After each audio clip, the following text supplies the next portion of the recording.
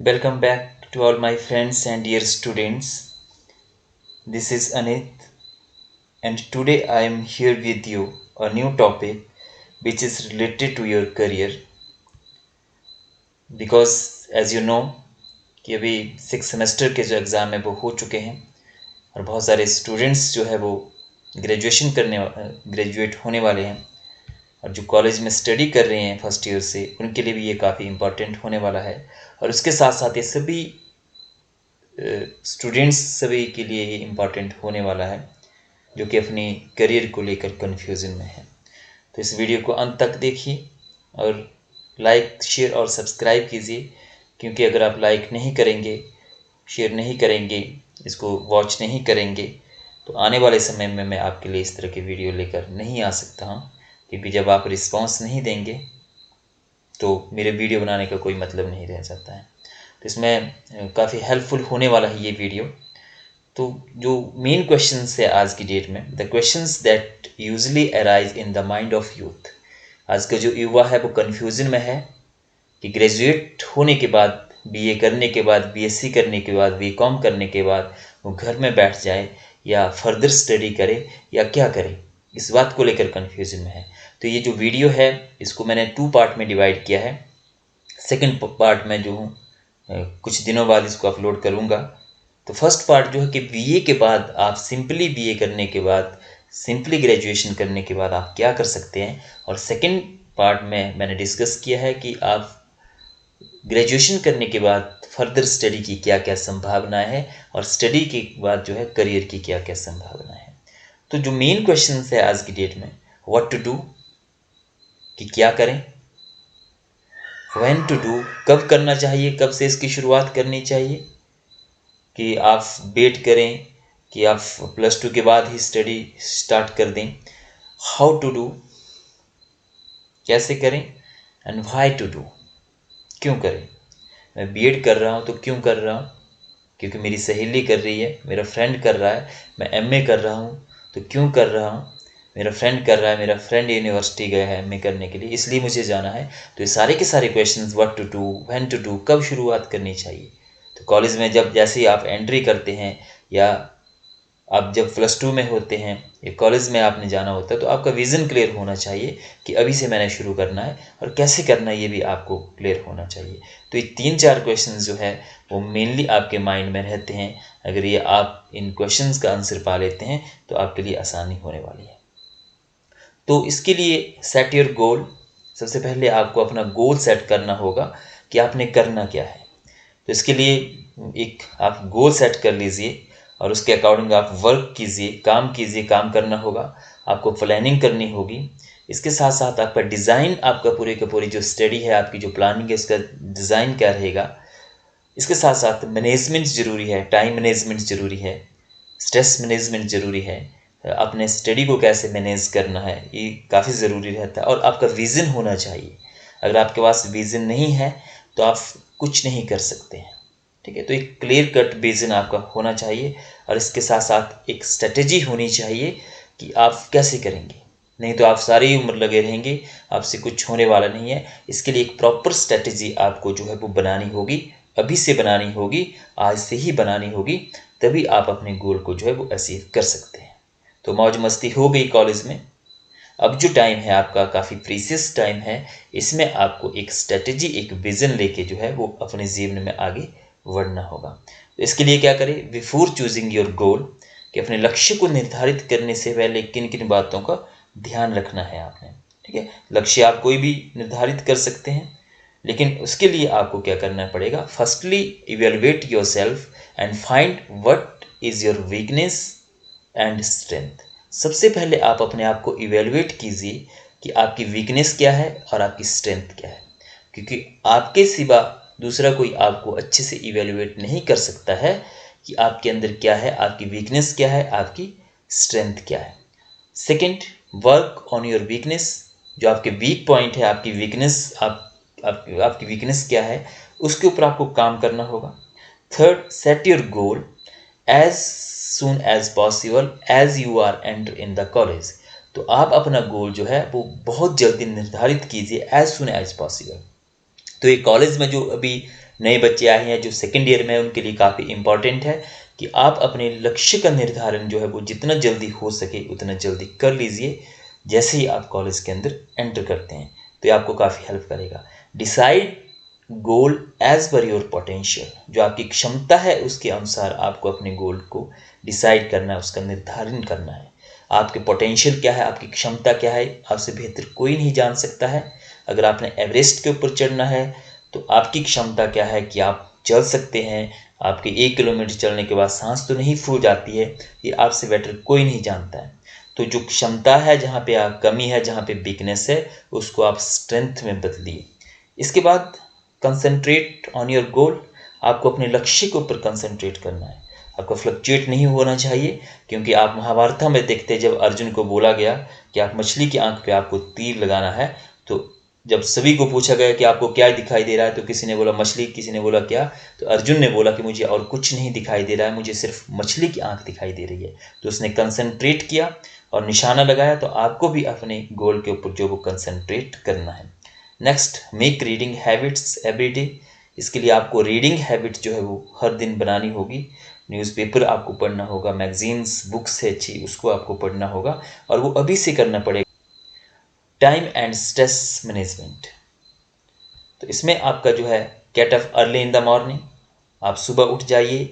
ब्रह्म मुहूर्त जो है 4 और 5 बजे के बीच का जो टाइम होता है वो उठने के लिए काफ़ी अच्छा होता है और उसमें जो लर्निंग पावर होती है वो काफ़ी अच्छी होती है। उसके बाद आप उठने के बाद क्या कीजिए, डू योगा एंड मेडिटेशन। तो योगा और मेडिटेशन जो है वो सिर्फ सन्यासियों के लिए नहीं बना हुआ है। जैसा आप बुद्धिज़्म को हम स्टडी करते हैं तो 8 फोल्ड पाथ जो है उसमें राइट एक्सरसाइज की बात की गई है, राइट मेडिटेशन की बात की गई है। तो इससे आपका जो है स्ट्रेस लेवल जो है, आपकी बॉडी फिट रहेगी। एक तो आप हेल्दी रहेंगे, दूसरा आपका माइंड हेल्दी रहेगा। आप फिट रहेंगे तभी आप स्टडी कर पाएंगे। तो इसके लिए योगा और मेडिटेशन जो है आधा घंटा आप कर सकते हैं इसको। And try to find small jobs after completing graduation and continue your further study. तो एक छोटी जॉब आप फाइंड कर सकते हैं ग्रेजुएशन के बाद। इवन आप +2 के बाद क्लैरिकल और इस तरह की जॉब्स मिलती है। तो कोई भी काम छोटा या बड़ा नहीं होता है।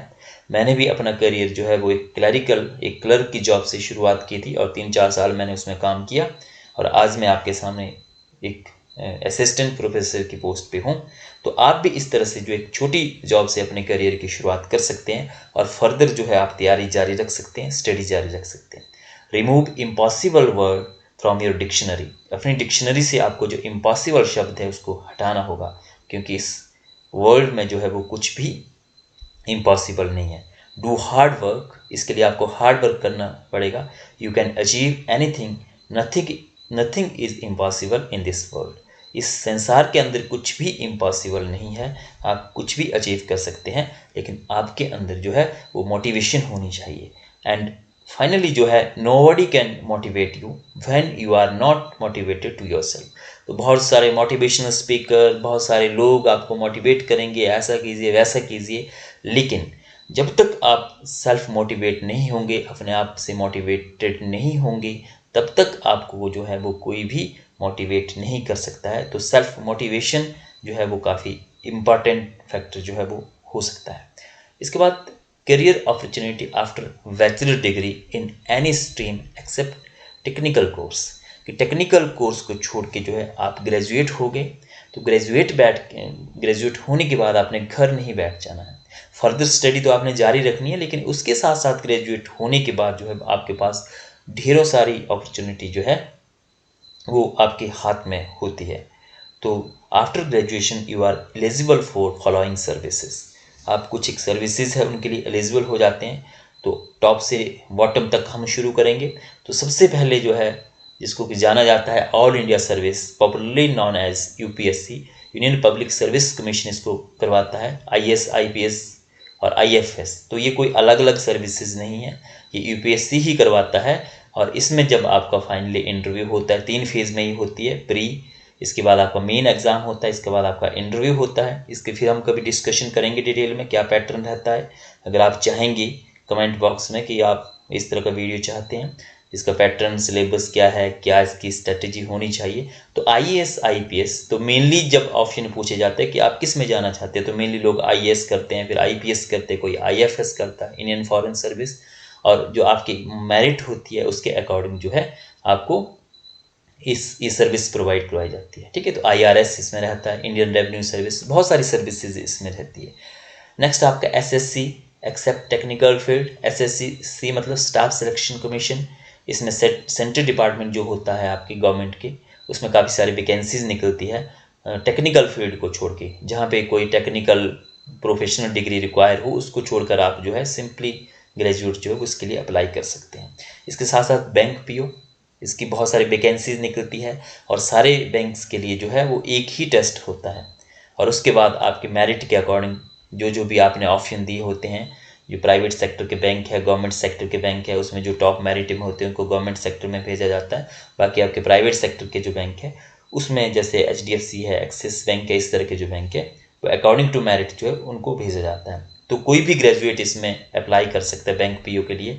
Clerical jobs in all banks, ठीक है, सारे के सारे बैंक्स जो है उसमें आपके क्लैरिकल जॉब्स निकलते हैं, उसके लिए आप अप्लाई कर सकते हैं।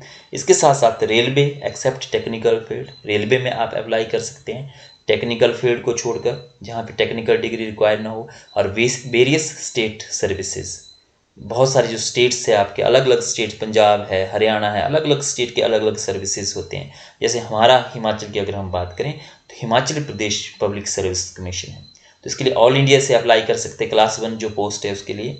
तो इसमें आपका रहता है मेन जो HPAS allied services, Himachal Pradesh administrative service, उसमें भी HAS आता है, HPS आता है, तहसीलदार, और इस तरह से ऊपर से लेकर नीचे तक की पोस्टें वैकेंसीज आपकी रहती है। तो सेम UPSC की तरह इसमें भी जब आपका 3 फेज़ में ये आपका एग्ज़ाम होता है और फाइनली जब आपका इंटरव्यू होता है तो आपसे ऑप्शन पूछे जाते हैं कि आप किस में जाना चाहते हैं। तो मेनली लोग जो है वो HAS को ऑप्ट करते हैं, फिर उसके बाद HPS को करते हैं, फिर तहसीलदार को करते हैं। तो ये भी आपके मेरिट के अकॉर्डिंग जो है वो डिस्ट्रीब्यूट किए जाते हैं आगे। इसके बाद आपका नायब तहसीलदार है, तो ये HAS के साथ नहीं होता, ये अलग सा एग्ज़ाम होता है आफ्टर ग्रेजुएशन इसमें रहती है, कोई भी ग्रेजुएट इसके लिए अप्लाई कर सकता है। तो ये भी काफ़ी अच्छी पोस्ट है। इसके बाद आपका जो है सबॉर्डिनेट सर्विस लाइक, ठीक है, तो आपका हमीरपुर जो है HPSSC Himachal Pradesh staff selection commission, जिसमें आपका सबॉर्डिनेट सर्विस जो है उसकी रिक्रूटमेंट की जाती है। जैसे आपका सब इंस्पेक्टर है, एक्साइज एंड टैक्सेशन है, इंस्पेक्टर है, इस तरह की बहुत सारी पोस्टें हैं। इसके साथ साथ आपका क्लर्क्स इन वेरियस डिपार्टमेंट, बहुत सारे जो डिपार्टमेंट है उसके लिए हमीरपुर जो बोर्ड है उससे क्लर्क की वैकेंसी निकलती है। लेकिन इसके लिए आपको 1 ईयर का कंप्यूटर डिप्लोमा चाहिए किसी गवर्नमेंट इंस्टीट्यूशन से, और इसके साथ साथ आपको टाइपिंग टेस्ट आपका होगा रिटन क्वालिफाई करने के बाद। तो इसमें भी बहुत सारी वैकेंसीज रहती है, इसमें भी आप अप्लाई कर सकते हैं और अपनी स्टडी को जो है वो कंटिन्यू कर सकते हैं। तो एक आपका फाइनेंशियली आपका जो वर्डन है वो कम हो जाएगा, आप फोकस कर पाएंगे अपनी स्टडी पे। नेक्स्ट आपका आता है कि आप क्या करें, तो इसके लिए आप टाइम टू टाइम साइट को विजिट करते रहें, जो भी आपकी कमीशन की साइट है, एटलीस्ट महीने में 2 या 3 बार। UPSC, SSC, Indian railway, banking, HPSSC Shimla है, आपका हमीरपुर है, स्टाफ सिलेक्शन कमीशन है, तो इसकी साइट्स को जो है 2-3 बार महीने में आप विजिट करते रहिए। Read employment news every week and listen Rozgar Samachar, employment news आप पढ़ते रहिए, रोजगार समाचार आप सुनते रहिए। और इसके साथ साथ you can also visit naukri.com। Technology का आज की डेट में आप फ़ायदा उठा सकते हैं, अपने मोबाइल में आप ऐप डाउनलोड कर सकते हैं, सरकारी नौकरी, naukri.com, इस तरह के बहुत सारे ऐप्स जो है वो आज की डेट में मोबाइल पे पड़े रहते हैं। गूगल प्ले स्टोर से आप उनको डाउनलोड कर जो है आपको बैठे बैठे जॉब का अलर्ट जो है वो आपके मोबाइल पे आ जाएगा। तो इस तरह से आप कर सकते हैं। इसके साथ साथ लास्ट में एक शेर है कि शौक दीदार अगर है तो नज़र पैदा कर, कि आप लाइफ में शौक तो हम पा लेते हैं कि हमने ये करना है, हमने ये करना है, और उसके लिए हम जो है वो 2-3 दिन ड्रामा भी करते हैं जी जान लगाने का, किताबें इकट्ठा करते हैं, उसको पढ़ते हैं, लेकिन 3-4 दिन के बाद फिर हम उसको छोड़ देते हैं। तो शौक हम कोई भी पाल सकते हैं, शौक के दीदार अगर है तो नज़र पैदा कर, लेकिन उस शौक को पूरा करने के लिए हमें उस तरह की नज़र भी पैदा करनी होगी। तो ये काफ़ी फेमस शेर है, ठीक है। तो आप कुछ भी लाइफ में कीजिए, कोई भी आप अपना गोल रखिए, गोल जो है वो अचीव किया जा सकता है, लेकिन उसके लिए चाहिए आपको हार्ड वर्क, आपको उसके लिए जो है वो करना होगा। तो आई होप जो ग्रेजुएट है और जो आपके अभी स्टडी कर रहे हैं उनके लिए इस वीडियो से काफ़ी हेल्प मिली होगी। तो सेकंड पार्ट में मैं डिस्कस करूँगा कि आप जो है वो ग्रेजुएशन के बाद फर्दर स्टडी क्या करें, कि आपको बीएड करनी चाहिए, पहले एमए करनी चाहिए, न्यू एजुकेशन पॉलिसी में एमए और बीएड का क्या कंसेप्ट है, तो ये सारी की सारी बातें आपको क्या करना चाहिए, कौन से सब्जेक्ट में एमए करनी चाहिए, नेट सेट क्या है, ये सारी की सारी बातें मैं डिस्कस करूँगा। तो आई होप ये वीडियो आपको पसंद आया होगा, और आपको पसंद आया है तो इसको आप लाइक कीजिए, शेयर कीजिए और चैनल को सब्सक्राइब कीजिए। आप वॉच नहीं करते हैं और पूरा वीडियो भी नहीं देखते हैं, तो इससे जो है वो मोटिवेशन नहीं मिलती है मुझे भी, ताकि मैं आपके आने वाले समय में जो है वो अच्छी वीडियो ला सकूं। इसके लिए आप जो है इसको वॉच कीजिए, लाइक और शेयर और सब्सक्राइब कीजिए। धन्यवाद, थैंक यू वेरी मच।